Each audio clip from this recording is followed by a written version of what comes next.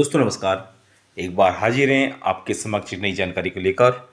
और आज हम आपको जो बात करेंगे वो नई जानकारी वो है कर्नाटक के एक रहस्यमय कोने की है दोस्तों, जहाँ हरी भरी वादियाँ हैं और यहाँ पर एक ऐसा रेगिस्तान है दोस्तों जो रेत के टीले बन जाते हैं जहाँ।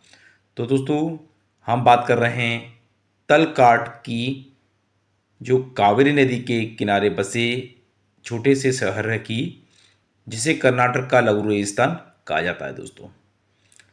और ये जो रेगिस्तान है वो मैसूर से महज 45 किलोमीटर की दूरी पर है। और यह जगह इतिहास, पौराणिक कथाओं और प्रकृति के चमत्कार का अनोखा संगम है दोस्तों।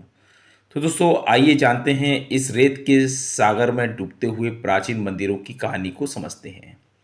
ये तलकाड़ का इतिहास बहुत ही प्राचीन है।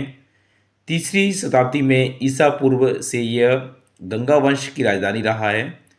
और किरात भाई ताला और कांडू की कथा से इसका नाम पड़ा दोस्तों। जब उन्होंने एक पेड़ में शिवलिंग की खोज की थी, बाद में चोल और होयसल राजाओं ने यह शासन किया यहाँ पर। और 7वीं सदी तक यह एक समृद्ध शहर हुआ करता था, जहाँ 7 कस्बे और 5 मठ थे। और लेकिन 16वीं शताब्दी में एक अभिशाप ने सब कुछ बदल दिया दोस्तों।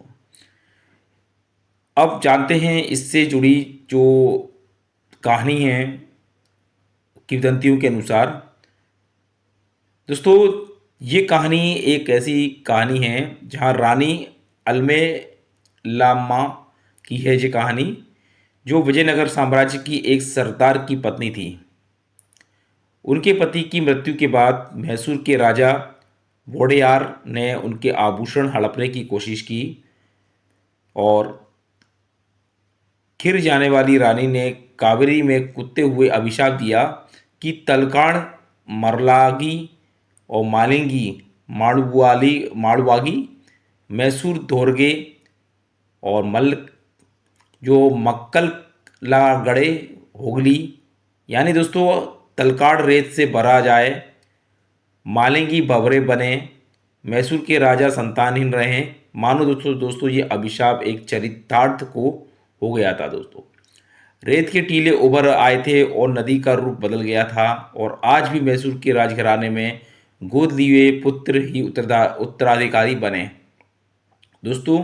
वैज्ञानिक इसे नदी की धाराओं और बहावों का चमत्कार मानते हैं, लेकिन दोस्तों ये स्थायी लोग इसे अलौकिक मानते हैं। ये कल्पना कीजिए दोस्तों कि हरे खेतों के बीच अचानक सफ़ेद रेत, ऊंचे टीले, कावेरी नदी यहाँ पूर्व में की ओर मुड़ती है और रेत को सालाना 9 से 10 फीट बढ़ती है। और इस रेगिस्तान ने 30 से ज़्यादा मंदिरों को निकल लिया है।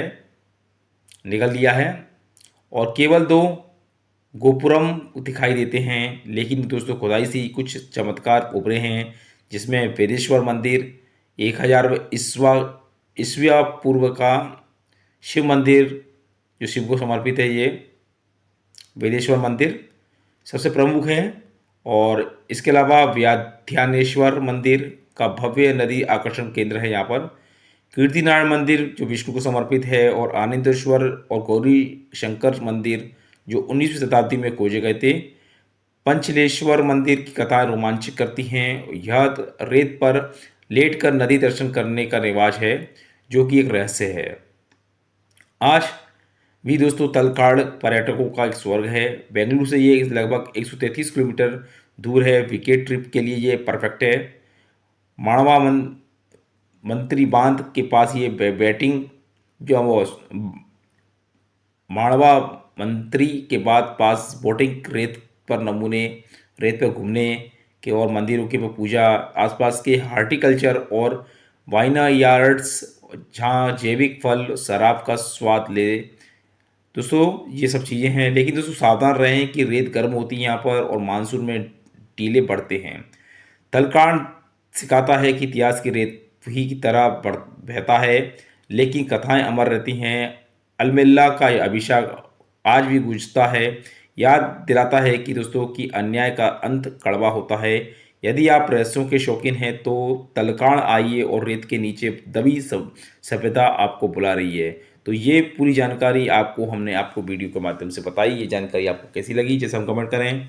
फिर हाजिर होंगे ऐसी नई अपडेट नई जानकारी के साथ। यदि आप हमारे चैनल पर नए हैं तो चैनल को सब्सक्राइब करें।